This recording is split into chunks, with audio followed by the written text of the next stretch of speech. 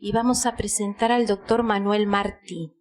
El doctor Manuel Martí, como todos saben, es académico de esta institución, es médico, es profesor emérito de Medicina Interna de la Universidad de Buenos Aires, es el vicepresidente de la Academia Nacional de Medicina y es presidente del Consejo de Ética de la Academia Nacional de Medicina. Su disertación se llama El médico y la objeción de conciencia. Muchas gracias a la doctora Massa y a la doctora Bolton por esta invitación y al Consejo Académico de Ética en Medicina para una reunión que tiene suma importancia desde el punto de vista del ejercicio de la medicina cotidiano. Todo ser humano, lo sepa o no lo sepa, se rige por una concepción filosófica. En el caso de la ética, un trascendente capítulo de la filosofía, esta concepción corresponde al discernimiento entre el bien y el mal. En un mismo nivel se encuentra la religión, o desde un punto de vista laico, la ley natural, que convive en el inconsciente del hombre luego de centenares de siglos de culturización. Siempre pensamos que el hombre, cuando es expulsado del paraíso, tiene dos características que lo van a hacer un individuo en el mundo, que son el dolor y el trabajo. Es decir, cuando es expulsado del paraíso, se le dice: parirás con dolor como la vaca, y ganarás el pan con el sudor de tu frente. Es decir, son las dos características típicas del hombre, el dolor y el trabajo. Pero sin embargo, hay una anterior a estas dos, que es el conocimiento del mal. El hombre tenía prohibido el conocimiento o la utilización del árbol del bien y del mal.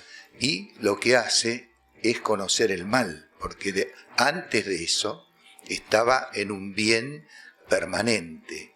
Es decir, que la primera característica humana entonces es el conocimiento del bien y del mal.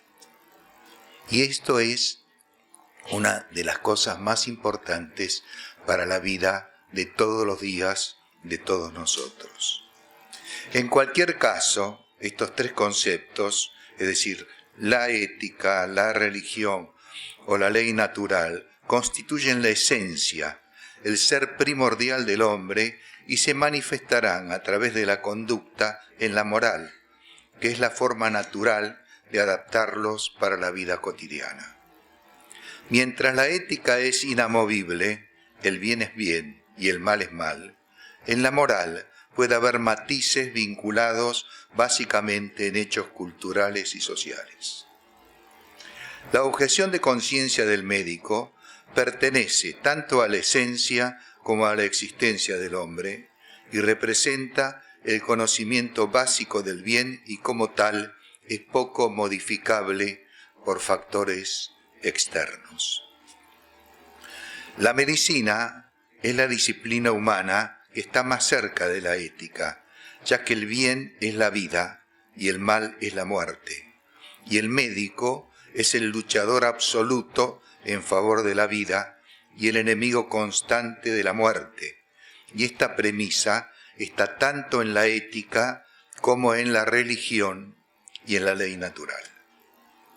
La objeción de conciencia es una desobediencia individual a la ley, abierta y pública, no violenta, que acepta las consecuencias personales derivadas de la misma, que refleja una conexión directa entre la objeción y la ley concreta a la que se objeta, y que se justifica en la propia conciencia, en la religión o en una ley de mayor rango, y que pretende provocar en los demás la conversión o la persuasión.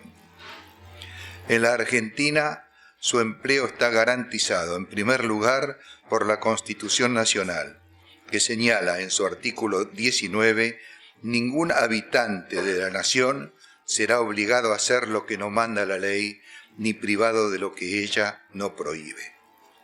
La Academia Nacional de Medicina, en una declaración del 28 de septiembre del 2000, señala que la objeción de conciencia es un testimonio pacífico y apolítico por el cual un médico puede no ejecutar un acto reglamentariamente permitido sin que ello signifique el rechazo de la persona y el abandono del paciente, por lo cual aboga por el derecho de los médicos a actuar en el ejercicio de la profesión con total libertad de conciencia, acorde con la ética y conocimientos científicos. Y acá hablamos entonces de conciencia también, que está dentro del título de esta reunión. La conciencia, para la Asociación Catalana de Estudios Bioéticos, es aquel juicio reflexivo por el que distinguimos interiormente el bien del mal, la actuación correcta de la incorrecta, la acción honesta de la deshonesta, la conducta ética y moral de la inmoral y sin ética. La ley natural también nos pone en este camino, especialmente que está incorporada en nosotros.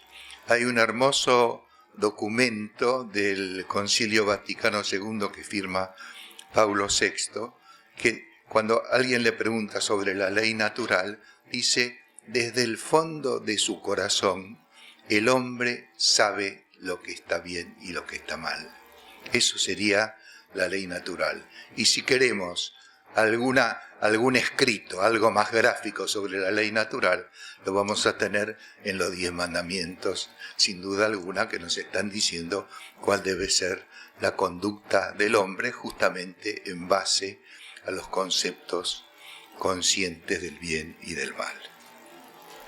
La conciencia moral del hombre es una condición que se entiende por innata, intrínseca al hombre o aquello que todos los hombres poseen por el solo hecho de serlo.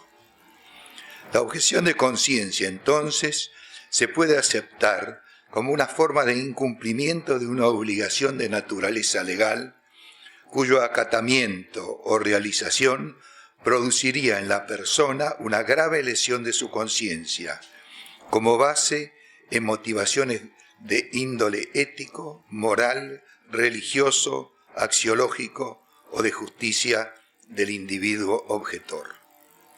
Se debe dejar en claro que no es una manifestación de desobediencia civil ni una acción militante o de objeción a la legalidad, sino una actitud personal del médico en relación con sus convicciones y sus criterios sobre el bien y el mal. La objeción de conciencia no puede ser ilegal y está dentro del concepto de los derechos humanos y las prerrogativas constitucionales, como hemos visto. La autonomía del paciente es el principio ético que ha sobrepasado en importancia a los restantes principios, pero se debe recordar que existe el principio de autonomía que también rige para el médico. En este sentido, la objeción de conciencia representa la negativa del médico en base a su autonomía y autodeterminación para ejecutar una acción derivada de un mandato legal, jurídico o administrativo que altere o vulnere sus principios morales, religiosos o ideológicos. El médico se encontrará frente a dos criterios dependientes de dos corrientes, la relativista y la personalista. La relativista se funda en valores morales en una base empírico-racional, con verificación de hechos y coherencia de argumentación, fundados en los principios éticos aceptados de autonomía, beneficencia y justicia. La corriente personalista se basa en las enseñanzas de Santo Tomás de Aquino, en especial en el carácter ontológico del respeto por la vida humana desde el momento de la concepción hasta el último instante de la vida. El problema para el médico es que siempre existirá el conflicto producido por la norma legal que impone un deber y la norma moral por parte del objetor, que es la contraria al cumplimiento de la anterior. El objetor deberá considerar el contexto en el que se desarrolla la problemática, teniendo presente el concepto de la dignidad humana, tanto del paciente como de sí mismo, cosa que muchas veces se olvida. Estamos siempre en estos momentos con la autonomía del paciente, con la voluntad del paciente, y nos olvidamos que el médico también tiene autonomía, voluntad y decisión y dignidad. Puede estar presente la posibilidad del abandono de persona. De ahí que será de buena práctica establecer con anterioridad la prerrogativa de la objeción de conciencia y sus fundamentos y asegurar para el paciente una atención realizada por un médico no objetor. Las dos situaciones de mayor trascendencia para la objeción de conciencia son las que están en relación con el principio y el fin de la vida, el aborto y la eutanasia y la manipulación de los embriones. Situaciones que están extensamente estudiadas y donde la objeción de conciencia del médico se acepta como válida. Dentro del campo del principio de la vida existen los métodos de procreación asistida contrarios a la moral cristiana y que pueden ser objetados por los profesionales religiosos. En el caso del final de la vida, existe un caso en el que la objeción de conciencia no es del médico, sino del paciente, la negativa a recibir tratamiento. En esta circunstancia se debe respetar la autonomía del enfermo, dejando documentado que no se ha realizado el tratamiento por voluntad del enfermo o sus familiares. Lo ideal es obtener las directivas anticipadas del mismo enfermo con respecto a su enfermedad terminal. Dentro de estas posibilidades se encuentra el caso paradigmático de los testigos de Jehová, que no permiten la transfusión de sangre, actitud que debe ser respetada aun en caso de que la citada negativa lleve a la muerte del enfermo. Yo tuve un caso hace muchos años de una mujer testigo de Jehová que tenía lo que se llama una hemofilia adquirida, tenía anticuerpos contra factores de coagulación y intentamos darle una transfusión y la hija y la hermana se negaron, se quedaron sentadas al lado de la cama, pedimos un amparo al juez y antes de que llegara, la paciente murió. Hay un caso en el que existen pocas dudas. Es el del accionar del médico como verdugo en casos de condenas a muerte por medio de inyecciones letales. Esto está absolutamente prohibido por todas las asociaciones médicas y todos los códigos de ética. El Evangelium Vitae de Juan Pablo II señala que las leyes del tipo aborto o eutanasia no crean ninguna obligación de conciencia y que, por el contrario, hay grave y precisa obligación de oponerse a ellas mediante la objeción de conciencia. Si bien la objeción de conciencia es un hecho individual y subjetivo, las instituciones, en especial las privadas y religiosas, pueden establecer normas que protejan su libertad ideológica o religiosa, limitando la práctica de prestaciones no aceptables para sus principios éticos previamente establecidos en sus estatutos y misión institucional. Los riesgos de la objeción de conciencia pueden resumirse en que la objeción no sea genuina y se realice con motivos discriminatorios o de interés propio. La banalización, la manifestación de la objeción sin la debida reflexión o fundamento, o para evitar tomar decisiones. La intransigencia es el otro riesgo con pensamiento de tipo fundamentalista. La objeción del médico debe responder a una convicción sistemática, razonable y entendible, y que además demuestre ser coherente y no interesada.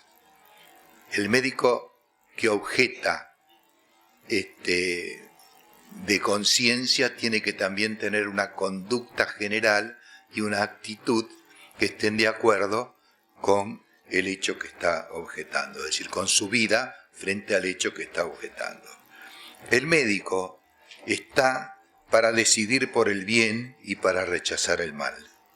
Lamentablemente, existen circunstancias en las que le resulta dificultoso hacer valer sus convicciones, en especial frente a leyes emanadas de gobiernos dictatoriales.